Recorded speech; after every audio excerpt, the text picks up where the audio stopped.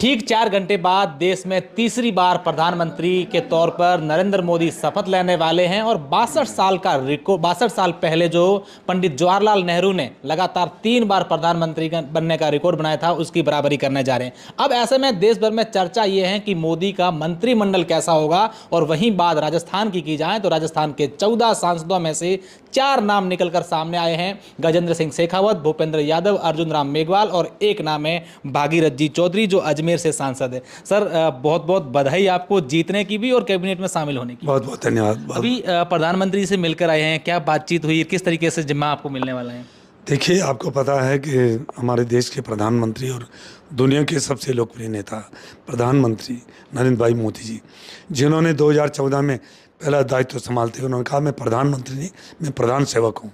और उन्होंने 10 साल में जो काम किया, गरीब को गणेश मानकर जो काम किया है, चाहे शौचालय की बात हो, चाहे उज्ज्वला योजना में गैस सिलेंडर देने की बात हो, चाहे जनधन खाते खोलने की बात हो, चाहे किसान सम्मान निधि देने की बात हो, अनेक ऐसे उन्होंने जन कल्याणकारी कार्य किए हैं।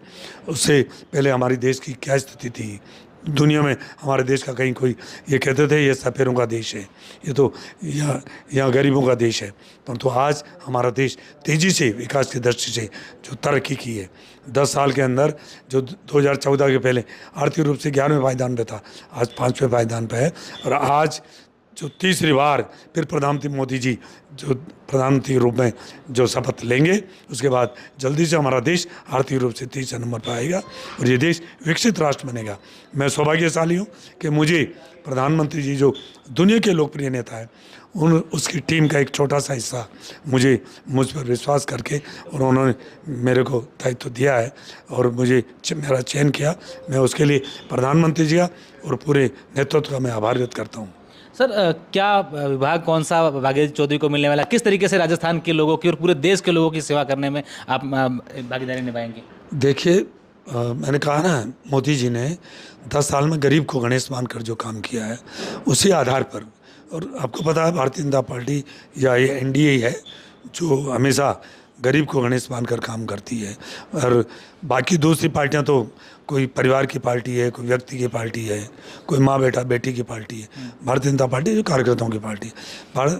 और एनडीए की जो ये सरकार है, ये सबसे मजबूत सरकार बनकर ये इस देश को विकास की दृष्टि से आगे बढ़ाइए। मंत्री जी बोलूँगा वो, क्योंकि थोड़ी देर बाद आप शपथ भी लेने वाले हैं। आपका जो पड़ोसी लोकसभा क्षेत्र है नागौर, वहाँ से सांसद बने हैं इंडिया अलायंस थे हनुमान बेनीवाल, वो खफा नज़र आ रहे हैं। हालांकि केसी वेणुगोपाल ने भी ये कहा है कि उनको बना लिया है, ऐसी कोई ठीक ठाक है, सब कुछ ठीक ठाक। क्या क्या देखते हैं? वो तो आप उनसे पूछिए, वो खफा है या कैसे है, वो तो वही, इसका जवाब तो वही दे सकते हैं। इंडिया गठबंधन की तमाम जो सीटें आई, उनको लेकर, राजस्थान की सीटों को लेकर क्या कहेंगे, चाहे 3 गठबंधन से बने हो या 8 कांग्रेस से आई? देखिए, मैं ये कह सकता हूँ कि झूठ तेज़ी से फैलती है, सच थोड़ी देरी से फैलती है, पर सच तो सच ही होती है। आखिर सच की विजय होती है। जो विपक्ष ने, यानी इस गठबंधन ने झूठी अफवाह फैलाई, कांग्रेस ने झूठी है कि उन्होंने कहा कि SC ST OBC का आरक्षण ख़त्म कर देंगे, सुविधाओं को बदल देंगे, जबकि ऐसा कुछ नहीं। हमारे देश के प्रधानमंत्री मोदी जी ने, गृह मंत्री अमित शाह जी ने और शीर्ष नेताओं ने सबने कहा कि हमारे रहते कभी आरक्षण में कोई आँच नहीं आएगी, कोई ऐसा कुछ नहीं होगा। परंतु इन्होंने एक झूठी एक अफवाह फैला के जनता को गुमराह करने की कोशिश की।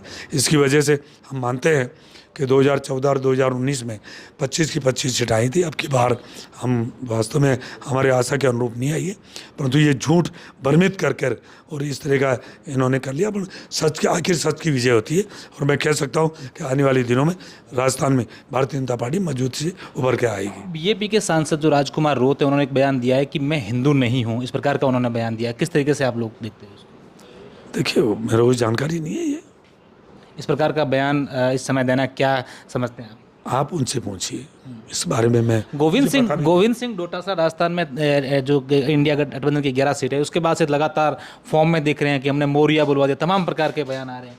देखो, मैं तो ये कहता हूँ, चाहे किसी तरफ से हो, चाहे उधर से हो, चाहे हमारी तरफ से हो, भाषा की संयमता होनी चाहिए। भाषा में कभी गिरावट नहीं आनी चाहिए, चाहे कुछ भी हो। यह राजनीति है। वो अपनी बात कहते हैं, हम हमारी बात कहते हैं, पर भाषा की गिरावट में कभी गिरावट नहीं आनी चाहिए, मेरा इतना ही कहना। सर आखिरी सवाल है, अजमेर की जनता जो आपको चुनकर यहाँ भेजा और राजस्थान के लोगों के लिए क्या संदेश है भागीरथ जी का मंत्रिमंडल में शामिल होने से पहले? देखिए, मैं तो अजमेर लोकसभा क्षेत्र की जनता को, हमारे कार्यकर्ताओं को, हमारे सभी नेताओं को मैं आभार व्यक्त करना चाहूँगा, जिन्होंने मुझे एक रूपता से, एकजुटता से मुझे उन्होंने आशीर्वाद दिया, समर्थन दिया। उसी की बदौलत है कि अजमेर लोकसभा क्षेत्र से दोबारा मुझे सांसद चुन के यहाँ भेजा।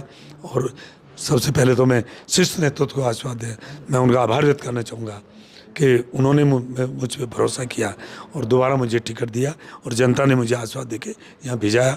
और फिर प्रधानमंत्री मोदी जी और शीर्ष नेतृत्व ने मेरे ऊपर भरोसा किया, एक साधारण कार्यकर्ता के ऊपर। अपने मोदी जी जो दुनिया के लोकप्रिय नेता है, उनकी टीम का एक छोटा सा हिस्सा जिम्मेदारी मुझे दी है, मैं उनका आभार व्यक्त करना चाहूँगा। बिल्कुल, ये भागीरथ जी चौधरी है, जिनका साफ तौर पर कहना है कि जिस तरीके से मोदी जी ने और शीर्ष नेतृत्व ने मुझे मौका दिया है जनता की सेवा करने का, मैं उन पर खरा उतरूंगा। सहयोगी भरत हैं, मैं आपका साथी अशोक शेरा।